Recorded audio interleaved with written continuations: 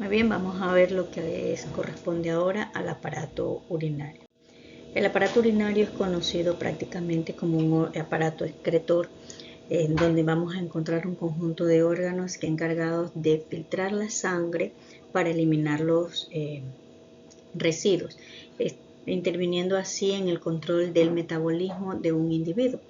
Tiene la capacidad de la formación de orina, que es uno de los principales elementos de desecho del cuerpo humano. Para nosotros entrar en contexto, el aparato urinario está formado por dos órganos sólidos que se encuentran a nivel de retroperitoneo, que son los encargados específicamente de la filtración de sangre y formación de orina, que son los riñones, estos que están aquí, estos. Y por las vías urinarias formadas por los uréteres, que transportan la orina desde los riñones hasta un órgano reservorio hueco que se encuentra en la excavación pélvica, que es la vejiga urinaria, que tiene función de reservorio para ser eliminado por la uretra. Hablando de los riñones, nosotros vamos a diferenciar que los riñones son dos, uno derecho y otro izquierdo. Tienen una forma como de una semilla de haba, de una judía, dicen los libros. Tiene una dimensión entre 12 centímetros de largo, 6 centímetros de ancho y 3 centímetros de espesor. Siempre acuérdense que es como la mitad, 12, 6, la mitad de 12, 6 y la mitad de 6, 3. Pesa 170 gramos. Se encuentra ubicado en el retroperitoneo, es decir, por detrás de la cavidad peritoneal, a nivel de la zona lumbar. Son más visibles, más palpables o superficiales a nivel de lo que nosotros conocemos como la fosa lumbar en la parte posterior del abdomen.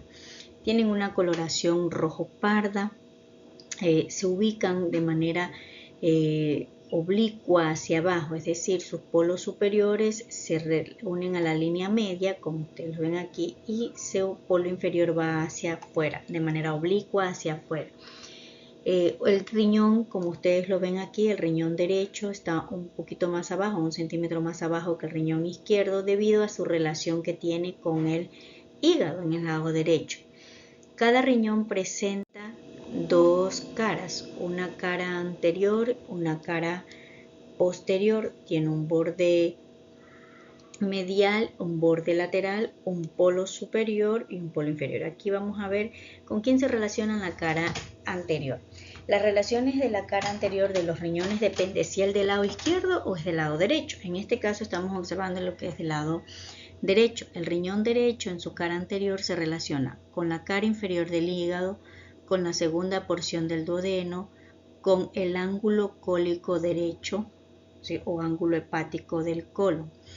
El riñón izquierdo, lo contrario, se relaciona su cara anterior con la flexura cólica izquierda, con el bazo, con la cola del páncreas.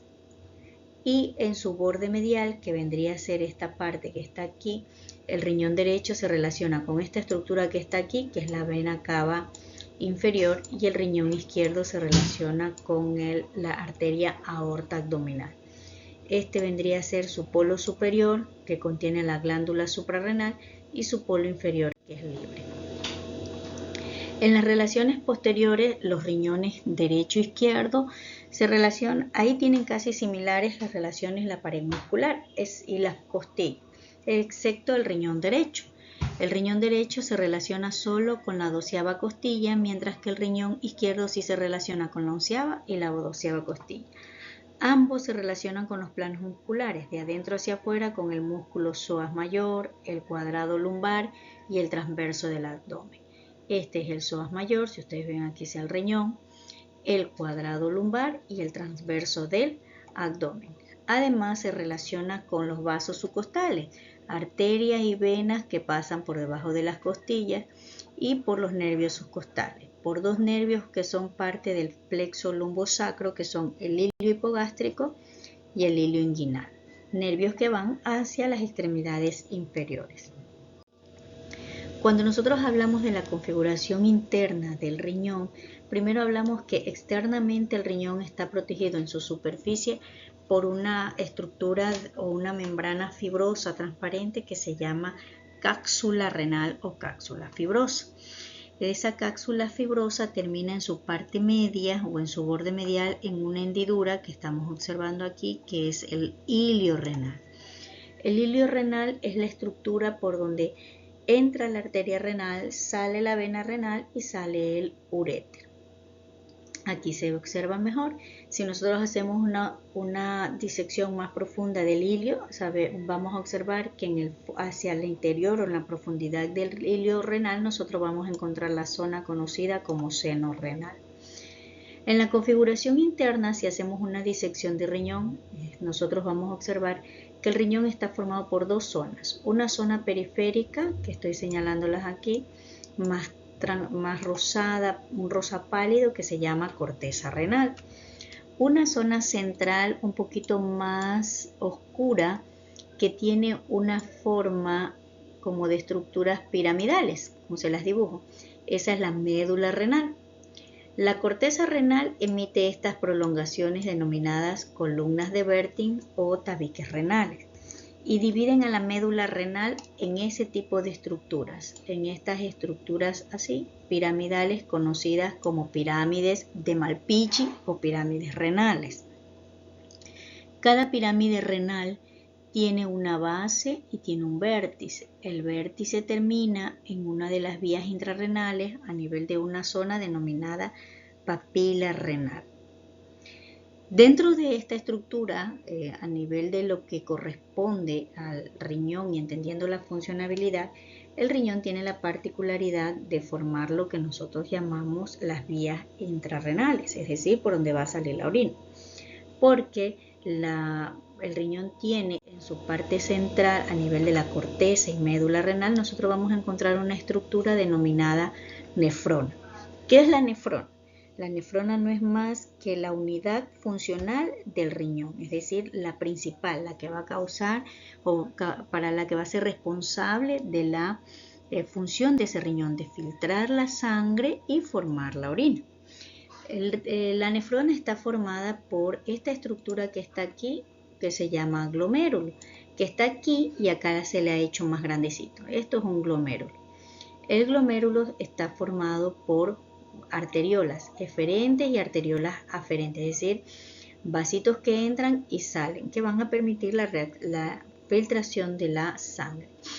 Esa arteriola hacen como una especie de ovillito como de lana.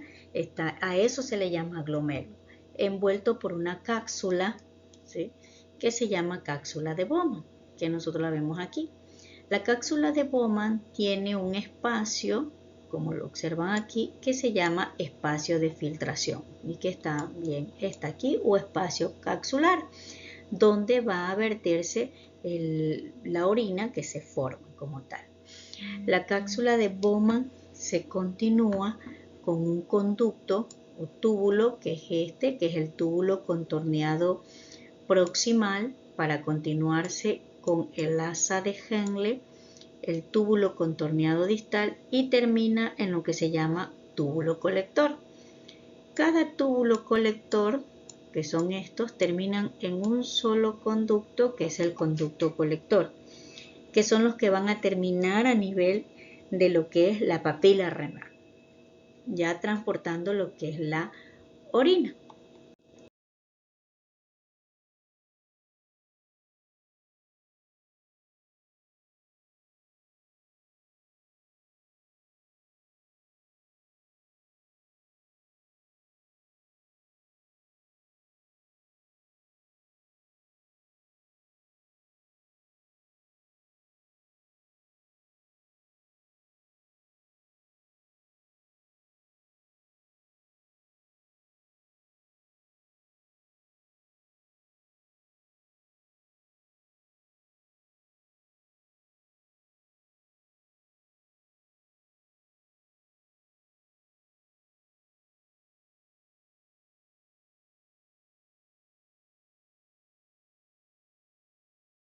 ¿Sí? Entre lo que corresponde al riñón en su parte interna, cada túbulo renal termina en lo que se llaman cálices menores. Los cálices menores terminan en los cálices mayores y ellos terminan en esta estructura que está aquí, que se llama pelvis renal. Cuando la pelvis renal sale del ilio renal, forma estos dos conductos alargados que se denominan uréteres. Los uréteres no son más que dos conductos que tienen la funcionalidad de transportar orina, desde los riñones hasta la vejiga urinaria. Tienen de 30 a 35 centímetros de longitud y de 15 a 20 milímetros de diámetro. Esos uréteres en ese trayecto que salen desde el riñón hasta la vejiga urinaria se lo caracteriza porque tiene tres estrecheces. Las estrecheces de lo que corresponde a los uréteres son: esta primerita que está aquí vendría a ser la estrechez piel ureteral, es decir, en su punto de unión con lo que corresponde a la pelvis renal. La segunda estrechez es esta que está aquí, que se ve acá. Vamos a ponerle en negrito, en rojo. Aquí, que estaría ahí y estaría acá, que es la estrechez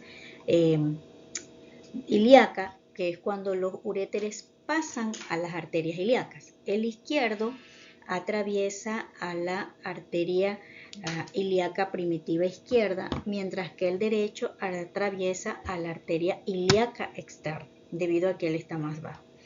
Y la última estrechez es la estrechez que se encuentra posterior. Yo se las dibujo aquí, pero está posterior, que es la estrechez urétero-vesical, que es el sitio donde los uréteres entran ya a la vejiga urinaria. A nivel de esas estrecheces, el diámetro suele ser de 6 a 8 milímetros de diámetro.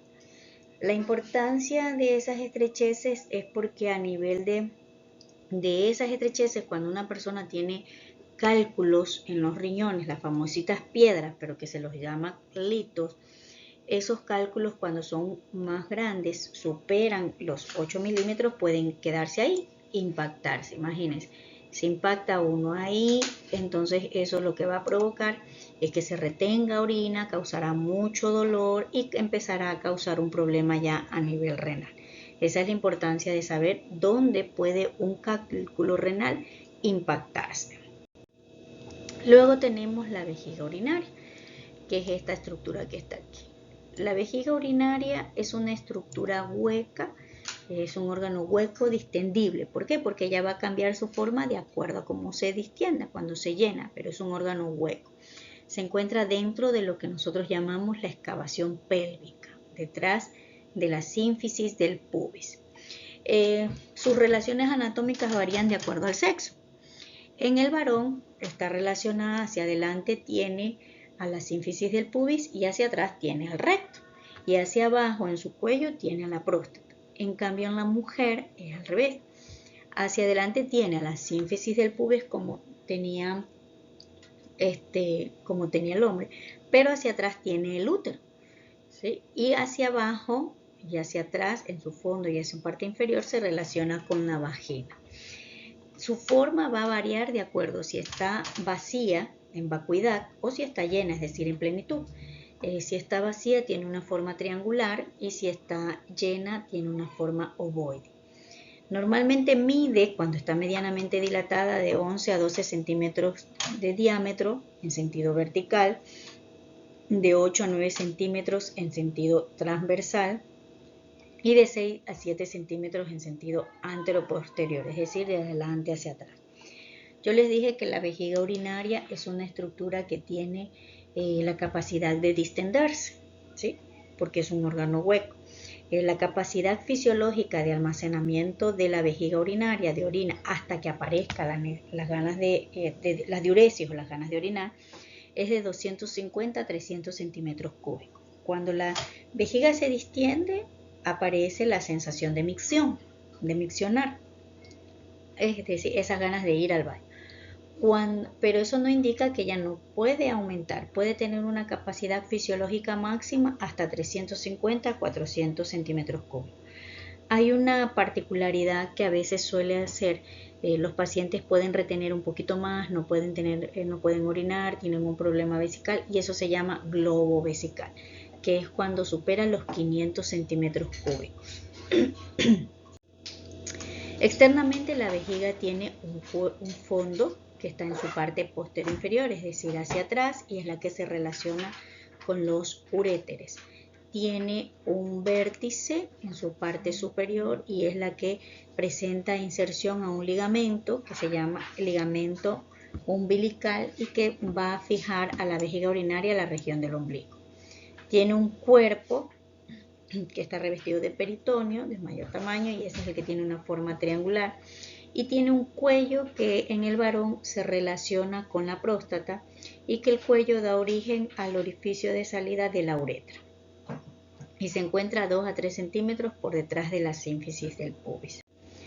En su interior nosotros vamos a ver que la vejiga urinaria está estructurada por una mucosa, es decir, la que está en contacto con la orina, de color rosa pálido, con características como ustedes ven aquí, una especie de serie de pliegues transversales que presenta en su pared, pliegues que desaparecen cuando ella se distiende, cuando está llena.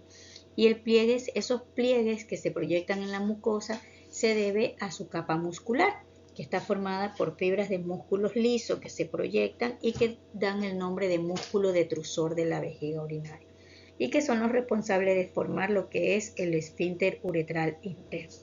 Y una capa externa que es la serosa, que se relaciona con el peritoneo.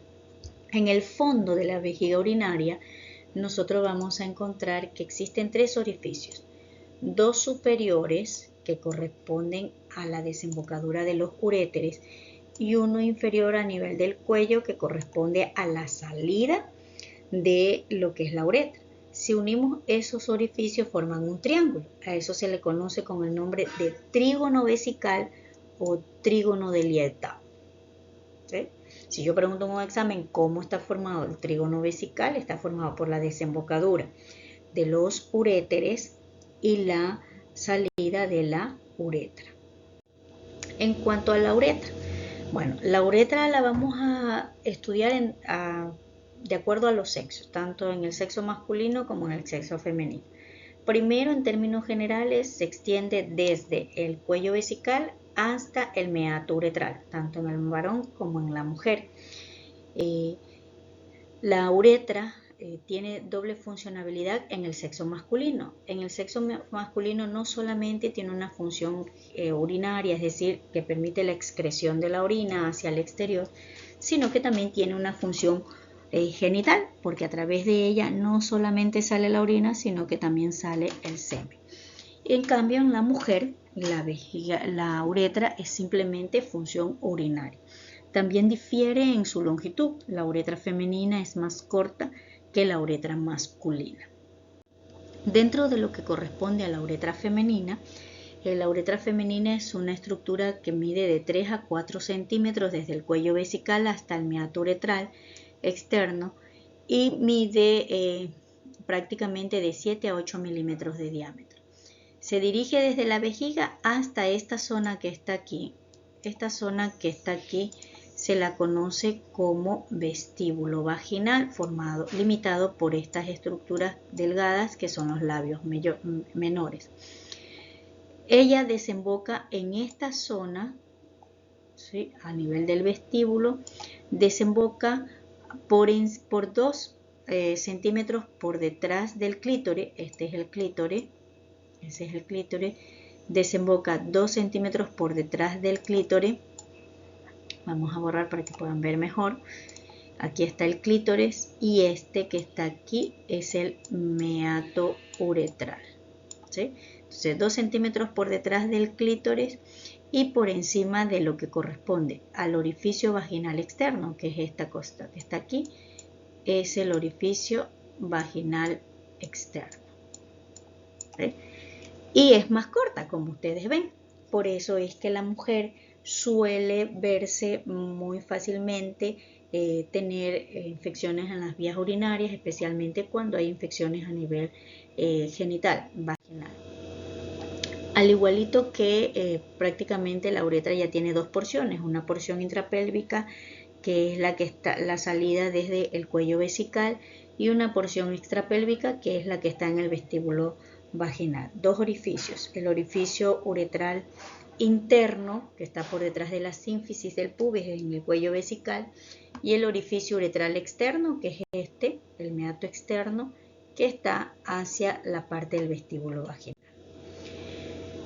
Cuando nosotros hablamos de las relaciones de la uretra, pues se relaciona con este conducto que está aquí, que es la vagina, y aquí viene la uretra. La uretra se relaciona con la vagina en su cara anterior y termina a nivel de los cuerpos cavernosos del clítoris, que estarían aquí, y termina, como les dije, atraviesa el piso pélvico, en la zona del periné, y termina en el vestíbulo vaginal. La uretra masculina. La uretra masculina, bueno, aquí es un esquema como que fuera rectito, pero en realidad la uretra masculina es una estructura alargada que tiene ciertas angulaciones por el trayecto que hace y se extiende desde el cuello vesical, desde esta zona representada por el cuello vesical, hasta el meato uretral externo, en el glande. En ese trayecto mide 16 centímetros de longitud, diámetro que varía entre 14 a 20. ¿Por qué? Porque la uretra se aumenta también, es decir, se extiende a cuando el pene está en erección.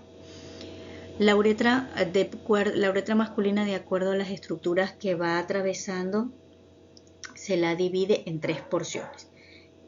Esta porción de amarillito que está ahí, que atraviesa esta estructura que tiene una forma ovoidea, que es la glándula prostática, se la conoce como uretra prostática.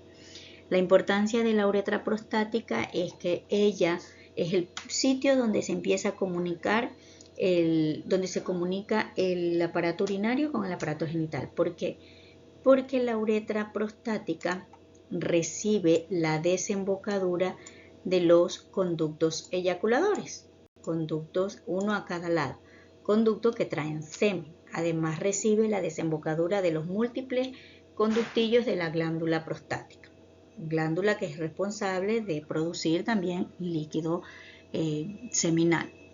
Luego esta porción pequeñita, que es la porción membranosa, que mide aproximadamente 10 milímetros de largo, esa se encuentra a nivel de la zona del periné, del piso pélvico.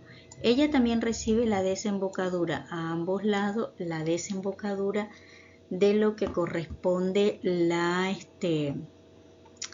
los conductos excretores de las glándulas bulbouretrales o glándulas de Cooper. Haciéndole un paréntesis, ¿qué son las glándulas de Cooper? Las glándulas de Cooper son las glándulas que se encargan de producir el líquido preseminal, que ya la veremos en las siguientes clases cuando hablemos de genital masculino. Y luego tenemos la porción más grande, que es la azulita, que es la uretra esponjosa o también llamada uretra peniana. Se la llama así porque es la encargada de atravesar todo el cuerpo del pene y es la que mide 12 centímetros de longitud. Está dentro del cuerpo esponjoso del pene y se extiende desde el bulbo del pene hasta el meato uretral externo. Para nosotros tener en cuenta, tenemos que saber, y lo que yo les decía, a diferencia de la imagen anterior que veían que la uretra es como que fuera rectita, la uretra masculina no.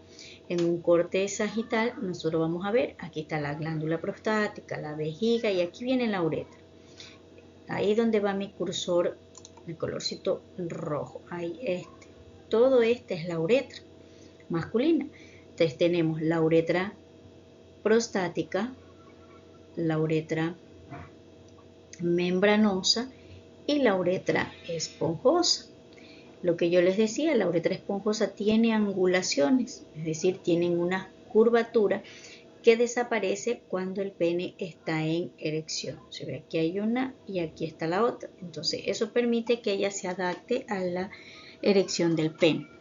De tal manera que nosotros podemos diferenciar que la uretra masculina tiene una porción fija y la porción fija es la que se ubica entre el cuello de la vejiga urinaria hasta la sínfisis del pubis. Esta es la sínfisis del pubis, ¿no? Es decir, prácticamente que la parte fija viene a corresponder a la uretra prostática y a la uretra membranosa. De tal manera que describe, y la parte móvil es esta, la que corresponde a la uretra esponjosa. Hemos visto Hasta ahí todo lo que corresponde al aparato urinario en términos generales, pues en la funcionabilidad y anatomía. En cuanto a la funcionabilidad del sistema urinario, primero, quien manda la parada en esa situación son los riñones. Los riñones tienen la función principal de filtrar la sangre y formar de orina. Al filtrar la sangre permite la eliminación de desechos, cosas que no necesitamos en nuestro cuerpo, a través de la orina. También permite controla el volumen hidroelectrolítico del individuo, es decir, que controla el nivel de líquido, es de agua, y el nivel de electrolitos, evitando que nosotros retengamos líquido. Al controlar ese nivel hidroelectrolítico, también interviene controlando la presión arterial. ¿Sí? Es uno de los órganos que interviene controlando la presión arterial. Por eso cuando ellos están disfuncionales, es decir, que no funcionan bien, esas personas pueden cursar con picos altos de presión arterial. También forma una hormona denominada eritropoyetina, que es una hormona que permite o estimula la formación de glóbulos rojos, llamado eritropoyesis. ¿Sí? También permite lo que es la síntesis y metabolismo de la vitamina B. Entonces, no solamente el riñón tiene la capacidad de, forma orina y punto, no. Tiene otras funciones como las que les acabo de mencionar. Y con esto, pues nosotros hemos terminado lo que corresponde al aparato urinario.